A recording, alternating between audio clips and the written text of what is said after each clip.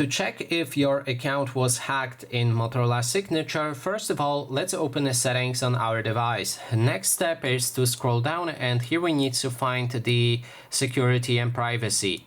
When you open it, go to the account security option right here, and then you'll be able to enter Google Security Checkup. From here, you can see your inactive devices. We don't care about this right now. We want to check if our account was hacked.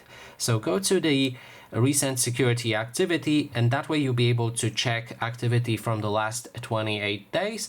And it will tell you a date where somebody or you tried to log into your device. So if something is suspicious right here, it may mean that somebody tried to log into your account, or even they managed to log in. So next thing you should do is change a password for your Google account, and during the setup for changing the password, make sure to check the box which will log out all of the devices from your account.